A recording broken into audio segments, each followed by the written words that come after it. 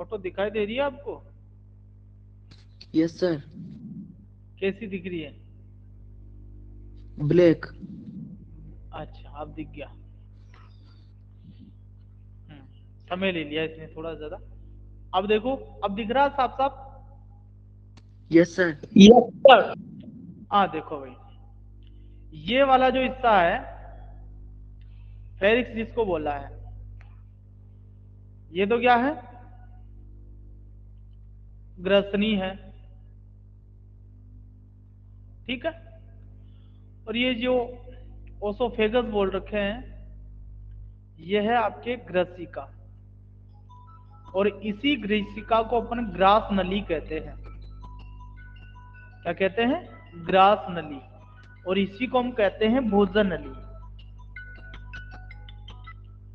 Hello, प्रणाम। केदार जी को phone करो ना आप एक बार।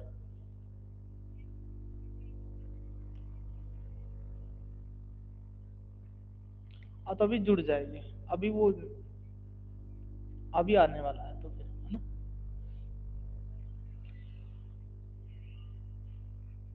तो वास्तविकता में है क्या, ये बात समझो अब। देखो, ये जो ग्रसनी वाला हिस्सा होता है ना, ये वाला हिस्सा एक छोटा सा हिस्सा है यहाँ पर। तो यहाँ पर होता क्या है कि नासा मार्ग से होते हुए जो नलियां आती है, वो भी आकर के इसी में खुलती है, ग्रसनी में। और इधर से मुख गुहा जो होती है, वो भी पीछे से किस में खुलती है? ग्रसनी में खुलती है। तो ग्रसनी जो होती है, ये तो वास्तव में क्या होता है, हमारी जो पाचन तंत्र और श्वसन तंत्र, उन दोनों का सम्मिलित भाग है और छोटा सा होता है ना। अब इसका एक हिस्सा तो क्या होता है, आगे की ओर श्वास नली होती है, उसमें खुलता है ग्रसनी का एक हिस्सा तो। और पीछे का जो हिस्सा होता है, इस ग्रसिका या भोजन नली में आकर के खुलता है। तो ग्रसनी जो होती है, ये तो पाचन तंत्र और श्वसन तंत्र दोनों का सम्मिलित भाग है। इसमें से होकर के वायु भी जाएगी और इसमें से होकर के भोजन भी जाएगा। इसके बाद में यहीं से दोनों का बंटवारा होता है। वायु जो होती है वो तो श्वसन मार्ग में चली जाती है, और जो भोजन होता है वो किस में आता है? ग्रसिका या ग्रास नली या फिर भोजन नली में आ जाता है। बोलो भैया, क्लियर है बात अब? जी सर। एक ग्रसिका को ओसोफेगस बोलते हैं या इसोफेगस? अब ईसोफेगस बोल दो या ओसोफेगस बोल दो, बाकी जो आपकी किताब में तो ईसोफेगस नाम दिया है शायद। अब ये अंग्रेजी थोड़ा सा, इसमें कुछ शब्द कई बार साइलेंट रह जाते हैं ना, तो वो चक्कर पड़ जाता है, ठीक है ना। हटा दो भाई इसको तो। सर। हाँ, एक चीज और देख लो आज आप। दिखाई दे रहा सबको diagram? Yes sir. Yes sir. हाँ, ये छोटी आंत का अनुप्रस्थ काट है भाई, मतलब अनुदैर्घ्य काट है, कल मैंने कहा था ना आपको। तो देखो, ये छोटी आंत्र है, इसकी जो दीवार है, इस दीवार के अंदर भी अलग अलग परतें हैं। जैसे एक परत ये हो गई, फिर ऊपर की परत हटा दिया तो ये अंदर वाली परत एक ही आ गई, फिर ये वाली परत भी हटाई तो फिर इसके अंदर की परत एक और आएगी, फिर वो वाली परत हटाएंगे तो एक परत ये और हो जाएगी। अब ये अंदर की, सबसे अंदर की परत हटा लेंगे तो फिर अंदर का खोखला हिस्सा अपने को नजर आ जाएगा, है ना। तो अब अंदर का खोखला हिस्सा देखेंगे आप, तो ऐसे ये ऊबड़ खाबड़ हो रखा है यहाँ पर। हाँ, उधर लेब में बैठे के ऐसे ऊबड़ खाबड़ हो रखी है ना। अब इस ऊबड़ खाबड़ वाले हिस्सा का एक छोटा सा हिस्सा हमने जूम कर लिया यहाँ पर, तो आप देखो एक छोटे से हिस्से के ऊपर और छोटे छोटे उभार क्या होते हैं? उपस्थित होते हैं। और इन्हीं को क्या बोला जाता है? दीर्घ बोला जाता है। तो इन्हीं की सहायता से पचित भोजन जो होता है वो अवशोषित कर लिया जाता है। अब अवशोषित भोजन इस आंत्र की दीवार से होते हुए कहाँ आएगा? इधर से रक्तवाहिनियां निकलती है, ये सारी क्या है? रक्तवाहिनियां है या लसिका वाहिनियां हैं, तो इनके अंदर वो चला जाता है भोजन। और फिर इन्हीं रक्तवाहिनियों या लसिका वाहिनियों की सहायता से शरीर की सारी कोशिकाओं तक जो अवशोषित भोजन है वो पहुंचा दिया जाता है, और सभी कोशिकाएं क्या करती है? उनका उपयोग कर लेती है। अब देखो, यहां से आगे अपन बढ़ते हैं। ये क्रिया तो हमने किस रूप में पढ़ी थी? अवशोषण के रूप में पढ़ी थी, जो हम पिछली क्लास में बात कर चुके हैं अवशोषण की। तो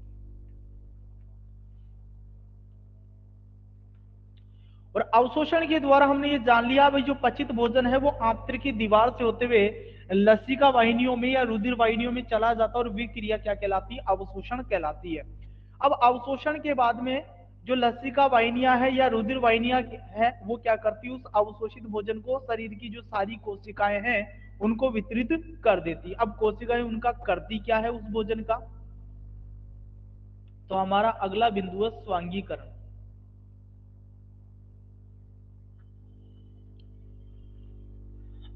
स्वांगीकरण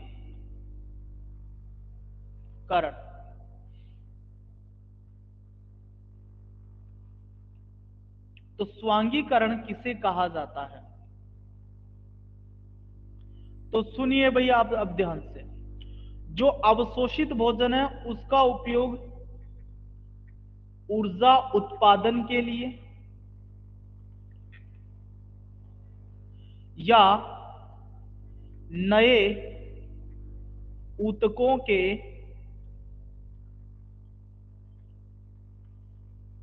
रिकॉर्डिंग स्टार्ट हो गई थी क्या अपनी? हाँ सर, स्टार्ट हो रखी है। पर की दिख रहा है आपको सब सबको? Yes sir. जाए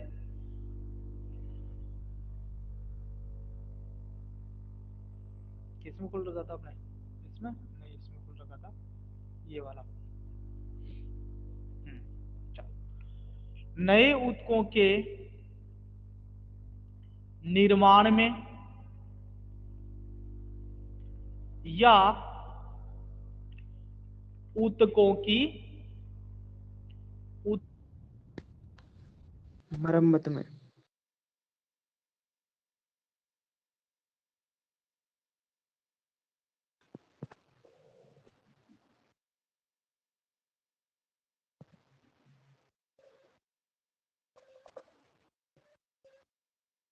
सर क्या हो गया? हम्म हम्म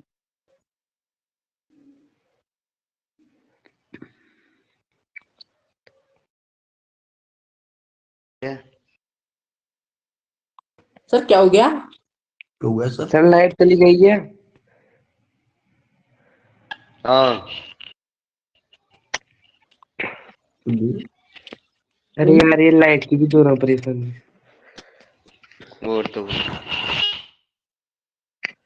माँ कब गई? हाँ, अब कभी रोज गई है नए बात कट लिया बिल्कुल। लाइट। और सब वहां से कह मुझे तो रहे क्राउन लगा दिए। हैं? क्राउन लगा दिए, क्राउन। तो हाँ जी भैया। और तू जोकर लगा, पुलिस जोकर। अरे वो जोकर को ना ढंग से देखो, शान को जो थोड़ा साइंटिस्ट टाइप को जे। ओह मन तो ये छे हुआ हो छे नहीं क्वेश्चन हुआ हो छे माइटी राजू को मैंने वो शैतान हो छे रियान को लाग रही। हाँ, शान को ये बताओ थोड़ा।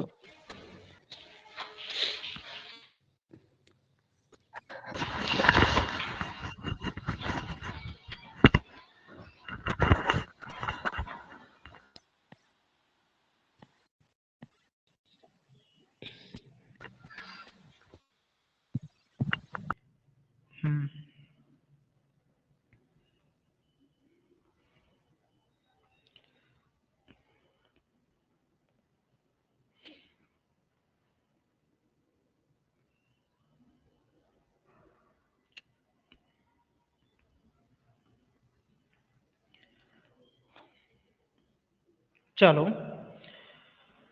तो मैं आपको ये कह रहा था कि जो अवशोषित भोजन है उससे ऊर्जा का उत्पादन करना या नए ऊतकों का निर्माण करना या पुराने ऊतकों की मरम्मत करना, ये क्रिया क्या कहलाती है भाई? बताइए। तो उस क्रिया को हमने नाम दिया था, स्वांगीकरण। स्वांगीकरण। हाँ, स्वांगीकरण। स्वांगीकरण।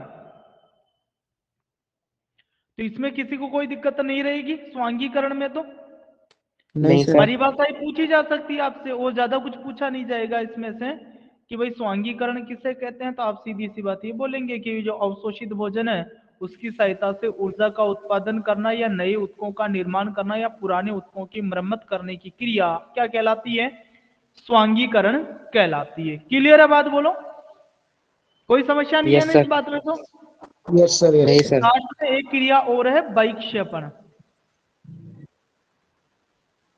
वैक्षेपण, तो कल मैंने आपको क्या बताया था वैक्षेपण के लिए? बताइए भाई। सर अपचित भोजन या मल को शरीर से बाहर निकालना। अपचित भोजन या मल को शरीर से बाहर निकालने की जो क्रिया है वो क्या कहलाती है? वैक्षेपण कहलाती है। कल देखो हमने ये बात कह दी थी कि जो भोजन होता है उसका शुद्रांत्र में अवशोषण कर लिया जाता है। पहले तो कहाँ अवशोषण होगा? शुद्रांत्र में अवशोषण होगा पचित भोजन का यहाँ पर। फिर जल का इस बड़ी आंत्र के अंदर अवशोषण कर लिया जाएगा। फिर उसके बाद में जितना भी अपचित भोजन है इस मलाशय के अंदर एकत्रित कर लिया जाता है और समय समय पर उसको क्या कर दिया जाता है? गुदा या मलद्वार के द्वारा शरीर से बाहर निकाल दिया जाता है। हाँ, यहाँ एक बात ये ध्यान रखना कि इस गुदा के अंदर क्या होती है? अवरोधनी पाई जाती है एक, और वो ही अवरोधनी मल त्याग की जो क्रिया है उसको नियंत्रित करती है। क्लियर है बातें ये? तो यस सर। ठीक है, तो अब हम कुछ और बातें देख लेते हैं, मुख्य मुख्य सी बातें। देखो ध्यान से। अब एक शब्द तो आप पढ़ चुके हो, पाचन। तो मैं आपको पाचन की परिभाषा बता देता हूं। पाचन की वजह से आप पूरी क्रिया विधि पढ़ चुके हैं।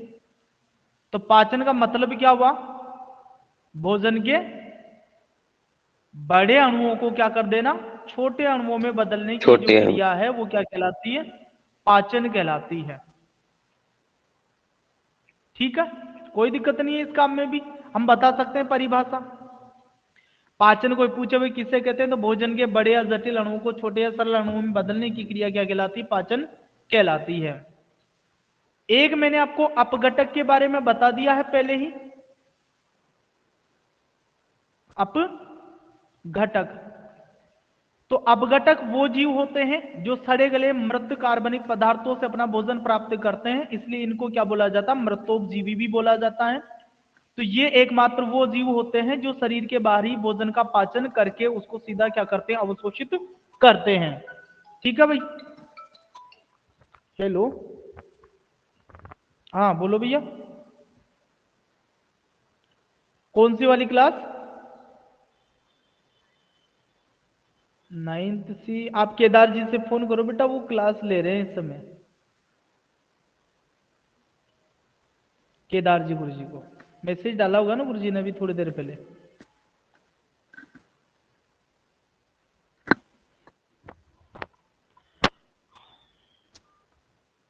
हाँ, तो ये क्या करते हैं भाई?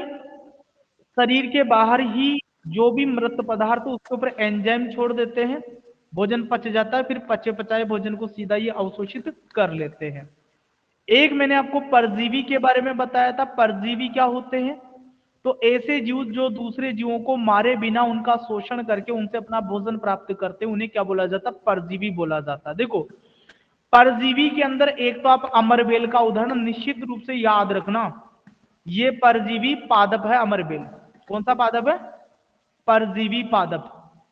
अमरबेल पीले रंग का पौधा होता है, इसमें क्लोरोफिल नहीं होता है। तो ये अपना भोजन दूसरे पौधों से क्या करती? प्राप्त करती, दूसरे पौधों के चारों ओर लिपट जाती है पादप, और उसमें पेट जैसी संरचना होती है, उसको दूसरे पादप में घुसा करके वहां से अपना भोजन प्राप्त कर लेती है। इसके अलावा और उदाहरण तो आप लिख सकते हैं, जूं, जोंक।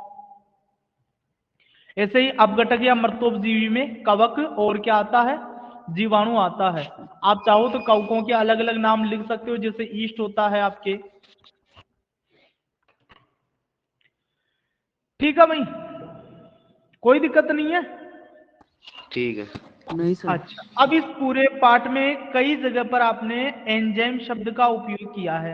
एंजाइम, तो एंजाइम का हिंदी में नाम है जैव उत्प्रेरक। आपसे प्रश्न पूछ लें कि जैव उत्प्रेरक या एंजाइम किसे कहते हैं, तो क्या बताएंगे आप? भोजन के बड़े अणुओं को छोटे अणुओं में विखंडित करने वाले पदार्थ। देखो, पाचन जो है एक प्रकार की रासायनिक अभिक्रिया है। भोजन को बड़े कण हैं उनको छोटे कणों में बदलने की क्रिया हो रही है। तो वहां पर कौन सी क्रिया हो रही है? अपघटन की क्रिया हो रही है। कौन सी क्रिया हो रही है? अपघटन अभिक्रिया हुई है वहां पर, लेकिन इसके अलावा शरीर में और भी कई सारी अभिक्रियाएं होती है और उनमें भी ये एंजाइम काम आते हैं। तो आपको थोड़ा सा ये ध्यान रखना है कि सजीवों के शरीर में चलने वाली जैव रासायनिक अभिक्रिया, जैव रासायनिक अभिक्रिया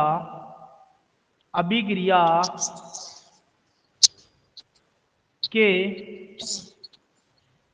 वेग को बढ़ाने वाले पदार्थ, बढ़ाने वाले पदार्थ क्या कहलाते हैं? बोलो। एंजाइम। एंजाइम या जैव उत्प्रेरक कहलाते हैं। भाई जैव का मतलब होता है सजीव और रासायनिक अभिक्रिया का मतलब रासायनिक अभिक्रिया से ही है। तो सजीवों के शरीर के अंदर कोई भी यदि रासायनिक अभिक्रिया चल रही है तो उसको हम सीधा सीधा क्या कह देंगे? जैव रासायनिक अभिक्रिया कह देंगे। और उन जैव रासायनिक अभिक्रिया के वेग को बढ़ाने वाला कोई भी पदार्थ है तो वो क्या कहलाएगा? एंजाइम या जैव उत्प्रेरक कहलाएगा। तो हमारी परिभाषा क्या होगी एंजाइम या जैव उत्प्रेरक की? कि ऐसे पदार्थ जो सजीवों के शरीर में चलने वाली जैव रासायनिक अभिक्रियाओं के वेग को बढ़ाते हैं या बढ़ाने का कार्य करते हैं वो क्या कहलाते हैं? एंजाइम या जैव उत्प्रेरक कहलाते हैं। क्लियर है ना बात सबको? अब तो एक बात Yes, और sir. सुनिए, आपने छोटी आंत्र या क्षुद्र आंत्र के बारे में पढ़ा है और हमने ये भी पढ़ा है कि भोजन का सबसे ज्यादा पाचन इसी अंग में होता है। अब देखो, जो घास खाने वाले जीव होते हैं, घास के अंदर क्या होता है? सेलुलोज नाम का कार्बोहाइड्रेट होता है। भाई कौन सा कार्बोहाइड्रेट? हो सेलुलोज नाम का कार्बोहाइड्रेट सेलुलोज। होता है। हाँ, और इसको पचाने के लिए बहुत ज्यादा समय की जरूरत पड़ती है। तो घास खाने वाले जीव में क्या होता है? जो शुद्रांत्र होती है ना वो काफी लंबी होती है।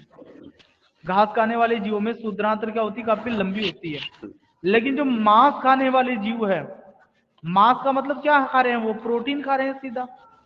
तो मांस खाने मांसाहारी वाले जीव। जो जीव हैं उनके अंदर शुद्रांत्र छोटी होती है, क्योंकि मांस का पाचन तो सरलता से हो जाता है और आपको ये भी पता है कि मांस का ज्यादातर पाचन आमाशय में होता है।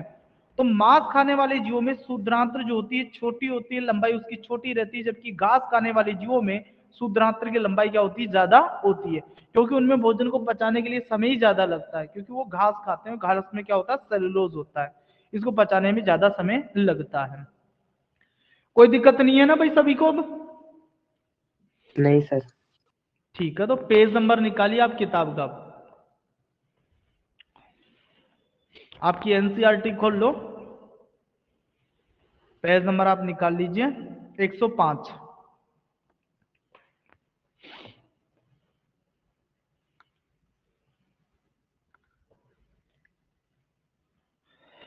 लेके बैठे हो ना एनसीईआरटी? ले ली सर, ले ली। हाँ सर। यस सर, ले लिए। पेज नंबर निकालिए सर। 105, पेज नंबर 105 खोलो। बोलिए। खोल लिए सर। ठीक है, यहाँ पर आप प्रश्न देखिए। पहला है, हमारे जैसे बहुकोशिकीय जीवों में ऑक्सीजन की आवश्यकता पूरी करने में विसरण क्यों अपर्याप्त है? विसरण क्यों अपर्याप्त है? सबसे पहले आप विसरण को समझ लो। विसरण क्या होता है? विसरण का मतलब है पदार्थ का अपनी अधिक मात्रा से कम मात्रा की तरफ जाना। कोई भी पदार्थ उसके कणों का अपने अधिक मात्रा से कम मात्रा की तरफ जाना क्या कहलाता? विसरण कहलाता है। वो ऐसा इसलिए करता है ताकि दोनों तरफ उसकी मात्राएं कैसी हो जाए? बराबर हो जाए। जैसे मान लीजिए ये कोई एक कोशिकीय जीव है, इसके शरीर में कार्बन डाइऑक्साइड गैस तो लगातार बन रही है श्वसन की क्रिया से, और ऑक्सीजन गैस की मात्रा कम होती जा रही है, और इसके चारों ओर का ये वातावरण है। तो मान लीजिए यहां पर ऑक्सीजन की अधिकता है और यहां पर ऑक्सीजन की कमी है। यहां पर कार्बन डाइऑक्साइड गैस की अधिकता है और यहां पर कार्बन डाइऑक्साइड गैस की कमी है। तो ये ऑक्सीजन अपनी अधिक मात्रा से कम मात्रा की तरफ चली जाएगी। ये क्रिया क्या है? विसरण। और ये कार्बन डाइऑक्साइड गैस भी अपनी अधिक मात्रा से कहाँ आएगी, कम मात्रा की तरफ आ जाएगी। ये क्रिया भी क्या है, विसरण।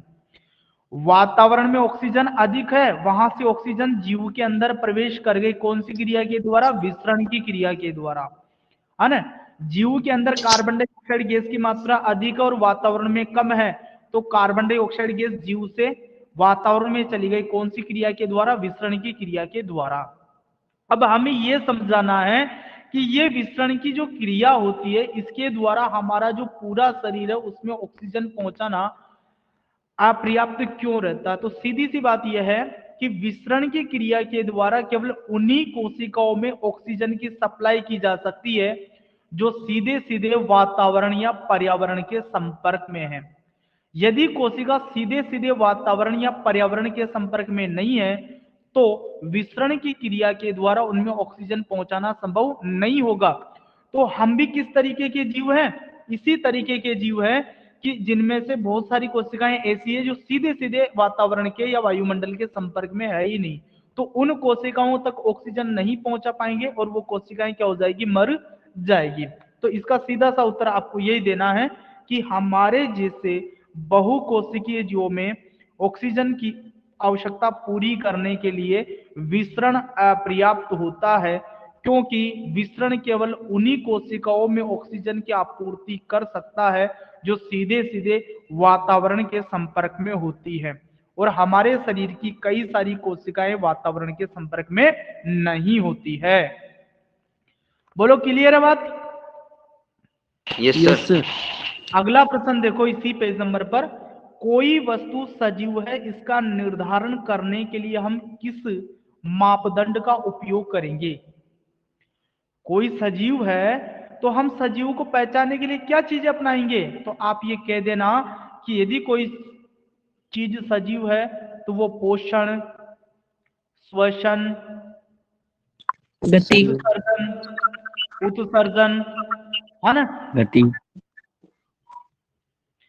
बादल, गति करते हैं। बोलो, सजीव है कि निर्जीव है? निर्जीव। निर्जीव। वायु गति करती है। बोलो, सजीव है कि निर्जीव है? निर्जीव। निर्जीव। लेकिन पोषण वही करेगा जो सजीव होगा, बादल पोषण नहीं करता है ना। तो आप ये जो जीव प्रक्रम होता है ना, जो 4 प्रक्रम मैंने बताया, इसमें पोषण, श्वसन, उत्सर्जन और परिवहन, तो ऐसे कोई भी वस्तु है जो पोषण करती है, श्वसन करती है, उत्सर्जन करती है, वही क्या होती है, सजीव होती है। आप गति मान सकते हो, लेकिन हम मापदंड की बात करें, यानी कि जिसके आधार पर अपन बिल्कुल फिक्स कर सकते हैं कि ये सजीव और ये निर्जीव है। मैं मानता हूं कि गति सजीवों में पाई जाती है, लेकिन निर्जीवों में भी गति पाई जाती है, तो उस आधार पर आप भेद नहीं कर सकते हो दोनों में, ठीक है ना। तो ये चारों प्रक्रम आप लिख देना भाई। हम मापदंड किसको मानेंगे, पोषण, श्वसन, उत्सर्जन को। जिन जीवों में चलते हैं वो सजीव और जिनमें नहीं चलते वो निर्जीव है। और सर परिवहन? परिवहन कुछ जीवों में होता है और कुछ जीवों में नहीं होता, इसलिए मैंने परिवहन का नाम यहाँ लिखा ही नहीं है। जैसे मान लीजिए मैं जनन भी लिख सकता था कि साहब सजीव जनन भी करते हैं, लेकिन कुछ सजीव ऐसे होते हैं जो जनन नहीं कर सकते हैं। हाँ, सजीव की गिनती में तो आते हैं वो, लेकिन सजीव नहीं होते हैं वो।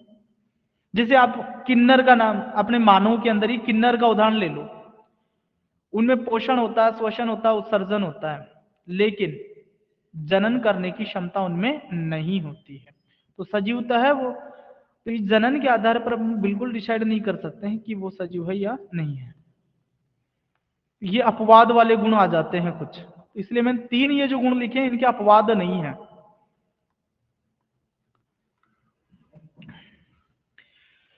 तीसरा देखो भाई, किसी जीव द्वारा किन कच्ची सामग्रियों का उपयोग किया जाता है। तो कोई भी जीव है वो किन कच्ची सामग्रियों का उपयोग करेगा भाई? सूर्य का प्रकाश, ऑक्सीजन। सूर्य का प्रकाश का उपयोग करेगा वो, सूर्य का प्रकाश। इसके अलावा ऑक्सीजन का उपयोग कर लेगा वो, और कार्बन डाइऑक्साइड। Carbon dioxide. हाँ, इनका भी उपयोग कर सकता है। और इसके अलावा खाद्य जल। पदार्थ अपन काम में ले सकते हैं, खाद्य पदार्थ और जल, इन कच्ची सामग्रियों का जीव क्या करते हैं, उपयोग करते हैं। चौथा देखो, जीवन के अनुरक्षण के लिए आप किन प्रक्रमों को आवश्यक मानेंगे? पोषण, शोषण, वहन, उत्सर्जन। हाँ, क्योंकि हमने परिभाषा में यही कहा था कि वे सभी प्रक्रम जो सम्मिलित रूप से सजीवों के अनुरक्षण करते हैं या देखभाल करते हैं, उन्हीं को क्या बोला जाता है? जीव प्रक्रम। तो पोषण, श्वसन, उत्सर्जन, परिवहन, ये सब कौन से प्रक्रम हैं? वो प्रक्रम है जो जीवन के अनुरक्षण के लिए क्या है? जरूरी है। इसके बाद में आप पेज नंबर निकाल लीजिए 111।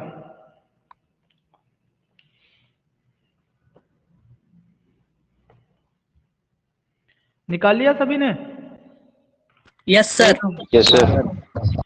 तो इसमें आप देखिए, स्वपोषी पोषण और विषम पोषी पोषण में क्या अंतर है? तो ये तो आप कर लेंगे, बोलो परिभाषा से ही। Yes sir. हाँ यस सर। भाई, स्वपोषी पोषण में तो अपन क्या लिख देंगे?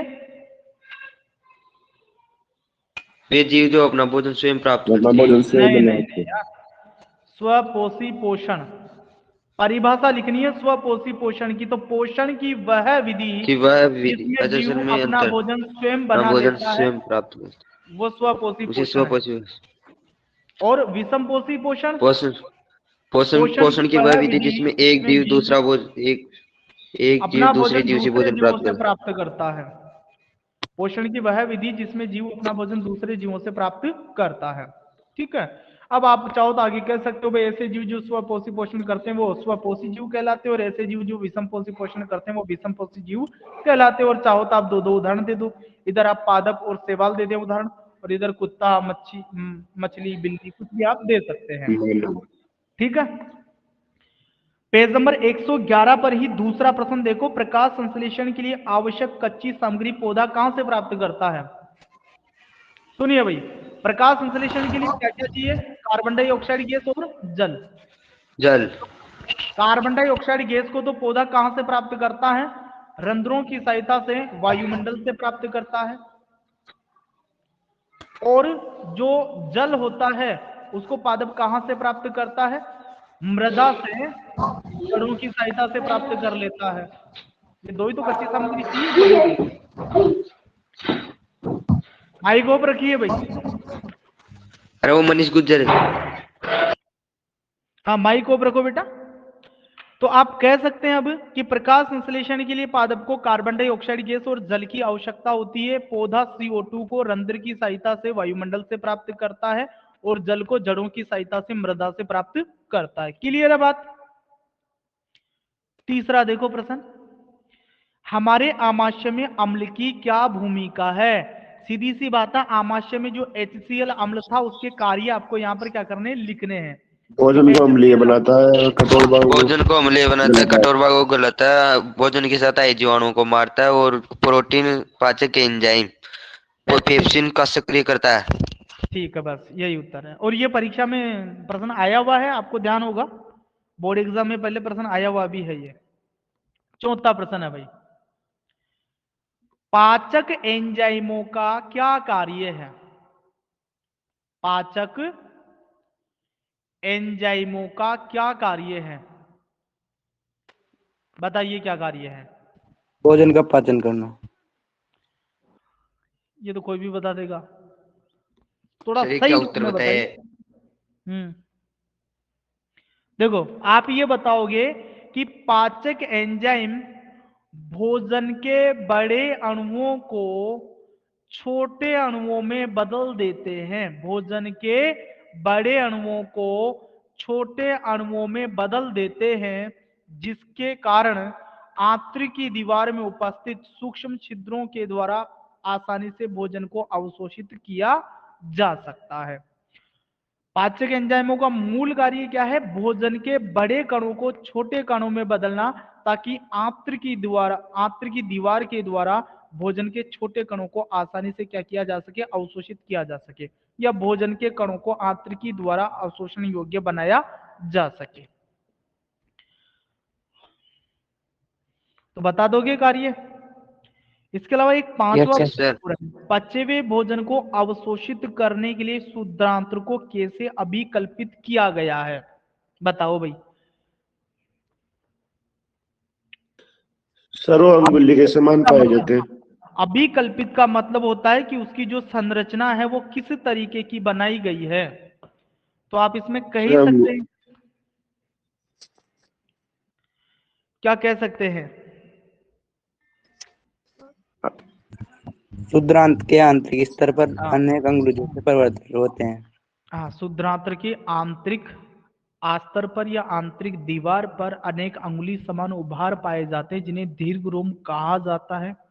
दीर्घ रोम आंत्र की अवशोषण की सतह का क्षेत्रफल बढ़ा देते हैं, जिससे भोजन का अवशोषण आसानी से हो जाता है।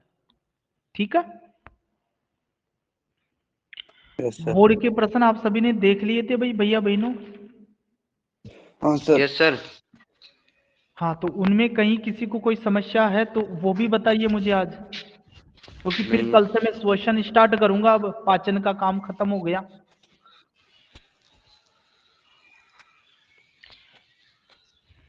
हाँ, जिसे एक प्रश्न है ये, सुनो।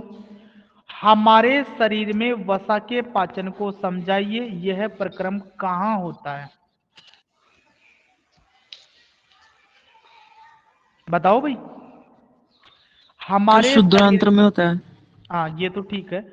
वसा के पाचन को कैसे समझाओगे अब आप? अरे ये लाइपेज एंजाइम है ना।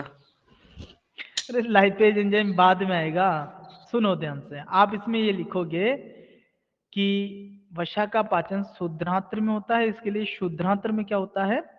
यकृत से आने वाला पित्रस वसा की बड़ी गोलिकाओं को पहले किस में बदल देता है? छोटी कोलिकाओं छोटी में। गोलिकाओं में। और हाँ, इन कोलिकाओं का पृष्ठ क्षेत्रफल छोटी बढ़ा देता है। गोलिकाओं में बदल देता है, जिसके कारण वसा की गोलिकाओं का पृष्ठ क्षेत्रफल बढ़ जाता है। अब अग्नाशय रस और आंतररस में मौजूद एंजाइम इन पर क्रिया करके इनको वसा अम्ल और ग्लिसरीन में बदल देता है। देता है।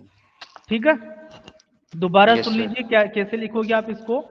कि वसा का पाचन शुद्धांत्र में होता है। इसके लिए शुद्धांत्र में यकृत से आने वाला पित्रस पहले वसा की बड़ी गोलिकाओं को छोटी गोलिकाओं में बदल देता है, जिसके कारण वसा की गोलिकाओं का जो पृष्ठ क्षेत्रफल है वो बढ़ जाता है। अब इन वसा की छोटी गोलिकाओं पर अग्नाशय रस और आंत्र रस में मौजूद लाइपेज एंजाइम वसा पर क्रिया करके इनको वसा अम्ल और ग्लिसरीन में बदल देता है।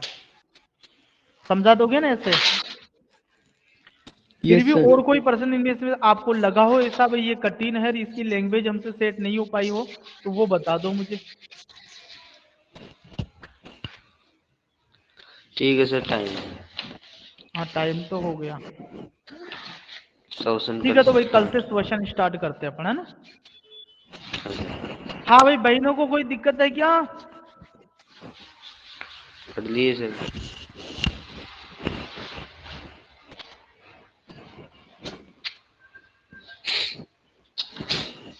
ठीक है सर।